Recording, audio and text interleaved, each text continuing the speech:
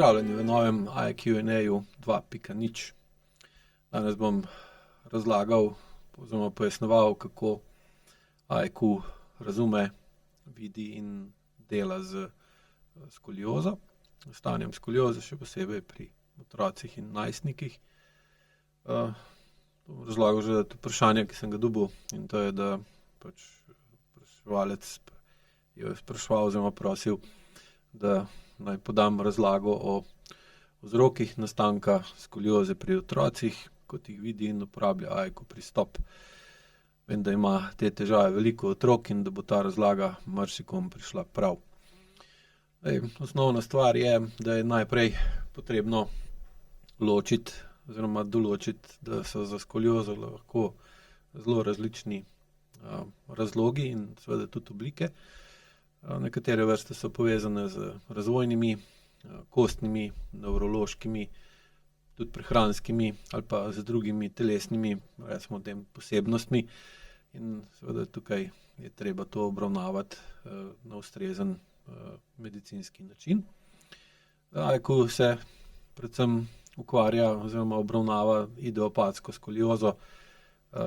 ki pri otrocih in najstnikih je precej pogosta in nima jasnih medicinskih vzrokov. In takrat je seveda smiselno pogledati na situacijo širše in predvsem v področje odnosa med telesom, mišicami, živčnim sistemom, čustvi in okoljem, v katerem otrok živi. Ker dejstvo je, da je okolje tisto, ki oblikuje živ organizem, ki v tem okolju živi. Tukaj ne govorim samo o teh očitnih adaptacijah, ki jih vsi poznamo, da od porjavitve kože do spremembe ritma dan-noč, če se preselimo v drug časovni pas, ali pa spremenjena drža, ali pa način gibanja, način oblačenja, način govora, navade, ki jih recimo zahteva ali pa vsili ali pa v nas da, ko spremenimo recimo okolje, v katerem živimo, ali pa če se spremeni okolje, v katerem živimo, se moramo seveda tudi mi kot živa bitja, ki se kar naprej dinamično spreminjajo, predvsem pod vplivom okolja, spremeniti z njimi. Zato IQ na spremembo drže, ki jo poimenujemo skolioza, gledamo predvsem na to, kje je ali kakšni so vplivi okolja na tega otroka ali najstnika, da njegovo telo na zunaj pokaže deformacijo, nesimetričnost, neravnovesje, ukrivljenost, ki se jo lahko seveda potem, ko pride do določene faze, do določene ravni jakosti, postane očitna in potem tudi iščemo način, kako lahko sprememba vpliva okolja na tega otroka ali najstnika spremeni vpliv nanj in zaradi spremembe vpliva seveda lahko pride potem tudi do spremembe drže, kar pa potem seveda ugodno vpliva na zmanjšanje ali odpravo samega stanja skolioze. Osnoven princip, po katerem IQ obravnava skoliozo, je ta, da možgani nadzorujejo mišice na podlagi občutkov, ki jih dobijo iz telesa. Možgane dojemamo kot center, ki primarno prejema informacije tako iz notranjosti telesa, kot iz površine telesa, kot skozi ostala čutila od telereceptorjev, se pravi za daljše opazovanje nadaljavo, kot so recimo sluh in vid, ali tudi deloma vonj, kot seveda tudi čutil, ki so namenjena bolj za na blizu. In na osnovi tega in nevronskih povezav, vzorcev vedenja, odzivnih vzorcev, ki jih oseba razvije v svojem življenju, v svojem osrednjem delu živčnega sistema, se potem na te vse informacije odziva. Odziva se tudi seveda s spremembo mišičnih napetosti in potem, ker so mišice pritrjene na kosti, lahko dolgotrajna napetost mišic, ali pa lahko rekli tudi kronična napetost določenih mišic spremeni položaj kosti, položaj trupa, prsnega koša, medenice, ramen, seveda posledično pa tudi rok in nog, in dobimo pač to spremenjeno držo. In hrbtenica v tem primeru kot tista osnovna os, ki se najbolj gleda pri sami skoliotični deformaciji telesne drže, se ne ukrivi sama od sebe, ampak seveda, tako že prej rečeno, na njo vplivajo mišične skupine, ki dovolj dolgo in dovolj močno vlečejo telo v zasuk. In tukaj je pa seveda pomembno tudi to, da otrok ima v sebi bistveno več vode kot kasneje odrasla oseba, ima manj mase, ima veliko bolj dinamičen in občutljiv živčen sistem, ki se veliko močneje odziva na vplive okolja. Tudi zaradi tega, da lahko okolje, sploh v obliki staršev, če temu okolju rečemo starši, opazi in pravočasno zazna, da se otrok odziva ali pa otrokov telo in živčen sistem odziva na določen vpliv okolja močno, da tega ne spregleda. In če starš seveda lahko to naredi, da ima sposobnost, da to čuti, da to lahko razume in da ima čas in energijo, da se lahko sploh uravnava in sprejema, opazi in se odzove na otrokove vplive, potem seveda lahko otrok doseže primeren vpliv na okolje, da se okolje spremeni in seveda, ker se okolje spremeni, tudi drugače vpliva na otroka in potem ni potrebe po idiopatski spremembi ali pa zasuku drže. In ta posebnost otroka, oziroma ni posebnost, ampak je razvojna potreba, je povzroči to, da je otrok veliko bolj občutljiv na neravnovesje v okolju kot odrasla oseba. In sploh, če ima odrasla oseba višjo senzorno-motorno amnezijo ali pa zastrtost in neustrezno telesno in čustveno zrelost za to, da bi dovolj celostno razumela, kakšno je dogajanje v okolju in na kakšen način okolje vpliva tako nanj, kot potem seveda še toliko bolj na otroka. Starš tega ali pa odrasla oseba tega ne opazi ali pa ne razume, ne da enakega pomena, kot ga da otrok, hkrati se zaradi izgube stika z lastnim telesom zmanjša ali pa je neprimerna sposobnost starša ali pa druge odrasle osebe, da se postavi v vlogo otroka, ampak tako, ne samo nekako načeloma, ampak prav telesno. In seveda v takem primeru težko razume, v kakšnem neravnovesju dejansko otrok je in kaj v okolju, kaj v odnosih, kaj v vplivih okolja otroka premika v akutno neravnovesje. In seveda se potem logično povečuje verjetnost, da bo to neravnovesje v otroku se počasi iz akutnega spremenilo v kronično. In ena od oblik tega kroničnega neravnovesja v otroku je seveda tudi skolioza. In kljub temu pa, ne glede na to, ali odrasla oseba občuti ali razume in se odzove na spremembo vpliva otroka na njega, pa se v otroku dviguje notranja napetost, notranja energija, kar je logična posledica, če otroka nekaj moti, ogroža, ovira ali omejuje. In potem seveda je to energijo otrok logično zaradi tega, da poveča vpliv na okolje, da se okolje spremeni in odpravi tisto, kar otroka moti, ovira, ogroža ali omejuje, poskuša izraziti navzven. Pri majhnem otroku se to izrazi kot recimo jok, nemir, nespečnost, pretiravanje v določenem vedenju, ki je izven tistih nekih normalnih standardov otrokovega razvoja. Potem seveda se lahko pa tudi spremeni v pretirano navezanost na starša ali pa siljenje v starša, stiskanje k njem, ali pa seveda tudi upor ali umik, sploh kasneje v najstniškem obdobju, ker takrat se pogosto razvije ta jeza, trma, kronično nasprotuvanje, zapiranje vase ali pa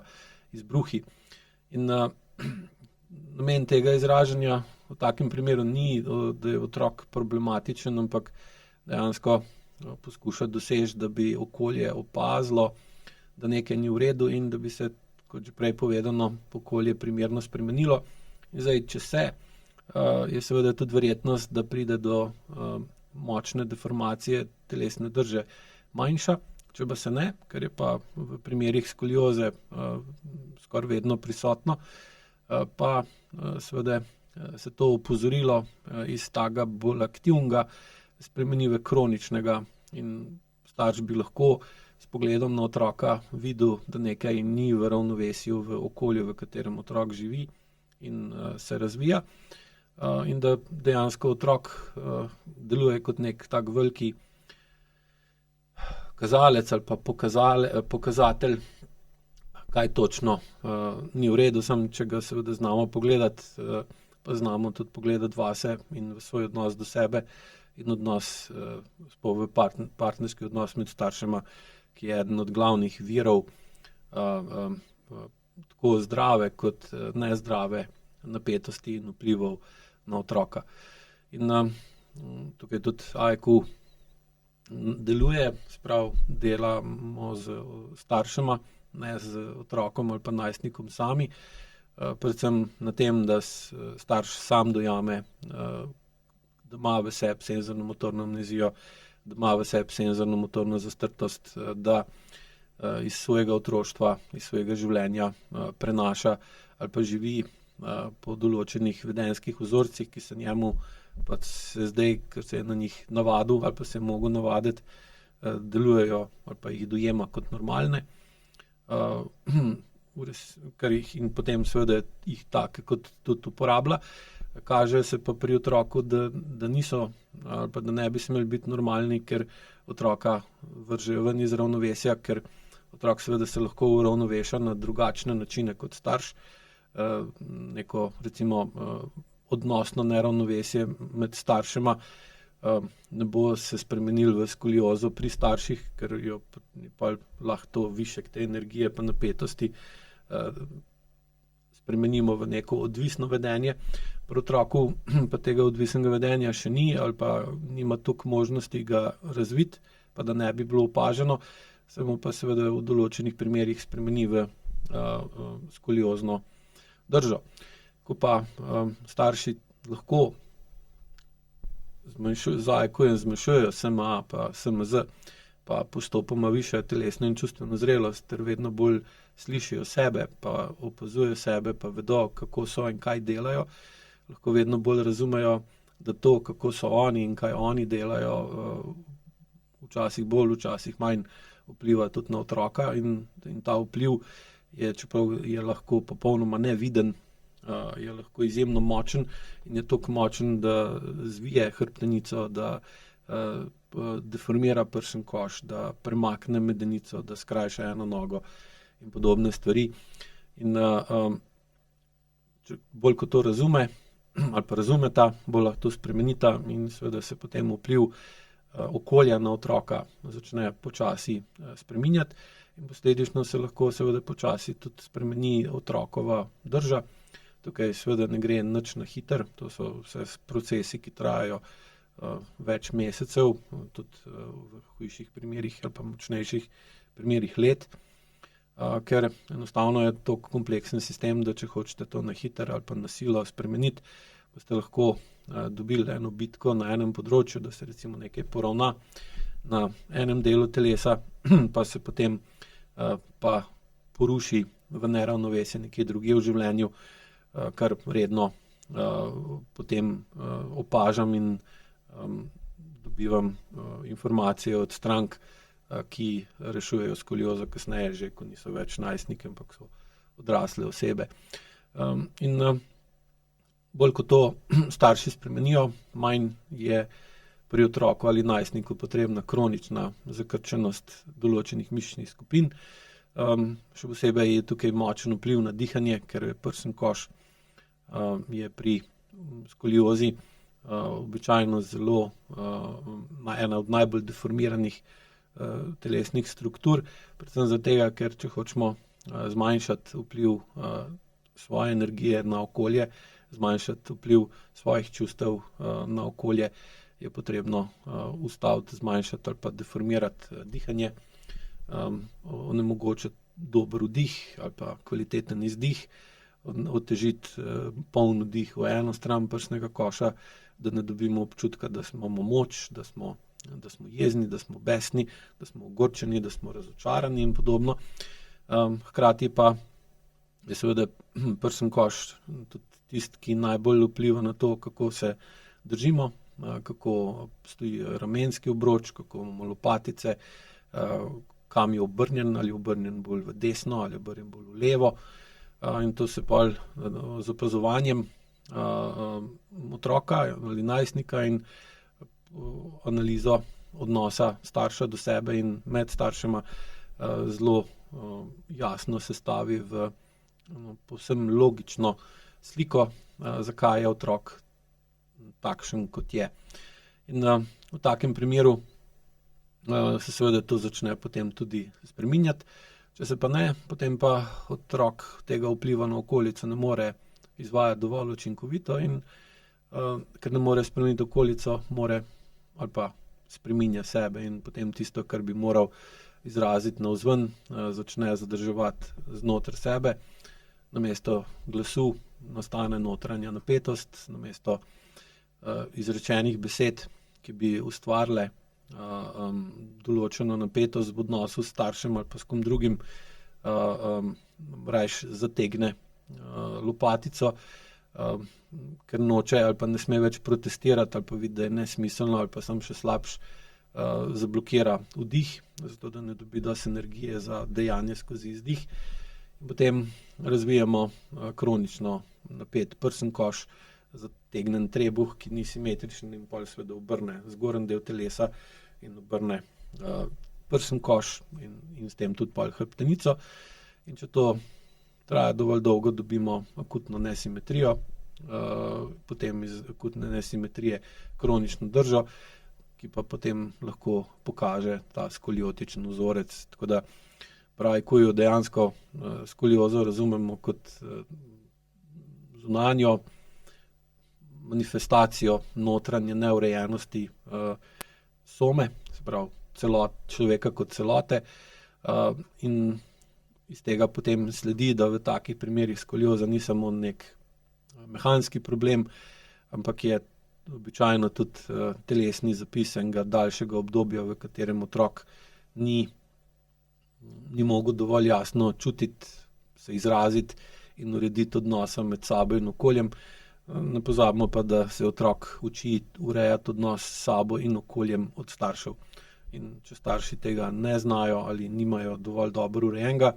imajo lahko tudi skoliozo, ampak drugačne vrstne, imajo lahko odnosno skoliozo, imajo lahko vedenjsko skoliozo, ker dejansko so razlogi podobni, samo se drugače vidi in je treba to poiskati in bolj kot to najdemo in staršu razložimo, da pri sebi opazi, kje so pa njegove skolioze, bolj mu postaja logično, jasno in razumno, zakaj ima tudi otrok ali najstnik to skoliozo in potem, ko starš odpravlja ali pa zmanjšuje svojo vedenjsko ali pa odnosno skoliozo, se posledično začne spreminjati tudi telesna skolioza pri otroku ali najstniku, sploh če ima idiopatsko verzijo. Tako da dejansko pri skoliozi telo naredi tisto, kar odnos ni znal, in mišice so morale zadržati in še zadržujejo tisto, kar recimo besede, jok, gibanje ali pa zdrav konflikt, ki vodi v ureditev problema, niso mogli izraziti. Pri najstniku je pa seveda to samo še bolj izrazito, ker že sam razvoj in večanje, hitra sprememba telesne strukture in funkcije, ki je v najstništvu pač nujna, prinese samo še več notranjega notranje energije, notranje napetosti, hormonskega pritiska, več potrebe po samostojnosti in več potrebe po vplivu na okolje, ker najstnik se pripravlja na osamosvojitev, na samostojno življenje, na tranzicijo iz otroka v odraslega otroka in je logično, da nagonsko želi in hoče in tudi more ustvariti več svobode, nima pa še dovolj zrelih možganov, da bi te občutke napetosti, želje jasno razumel in izrazil. In tukaj potem pridemo do sodobnega časa, vpliva sodobnega okolja, ker če v družini ni dovolj časa, ni dovolj jasne komunikacije ali pa če je preveč nerešenih konfliktov, ki so značilni za vedenjsko ali pa odnosno skoliozo, se ta notranji pritisk v najstniku povečuje, potem se doda še šola, pravilo, telefon, odgovornost, prelaganje odgovornosti iz starša na otroka, ker je že pa toliko star, da lahko te in druge stvari počne sam. Seveda potem v prejšnjem neredu, ki ni bil opažen in urejen, ustvarijo še več jeze, še več besa, upora in potem se to spremeni v deformacijo. Tako da je potrebno gledati več kot samo hrbtenico, ampak se gleda tudi, kako družina kot celota uporablja čas, pozornost in energijo. Tako da se skozi uporabo IQ-ja marsikaj da dosti izboljšati, spremeniti. Seveda je pri tem potrebno biti realen in predvsem poiskati kot starš, kje imam jaz lastne skolioze, ki jih vidim v otroku kot ogledalo, in za tiste vrste skolioz, ki nimajo medicinskega ali pa jasnega razloga, zakaj je do tega prišlo, kot so nesreče, bolezni in podobno, poiskati še ta dodatek, pogledati na ta način širše in potem z lastno spremembo olajšati otroku in pomaga razvoj in pomagati otroku in najstniku, da zmanjša to zunanjo ukrivljenost in prepreči, da bi ostal v telesni, odnosni ali pa vedenjski skoliozi. Hvala lepa.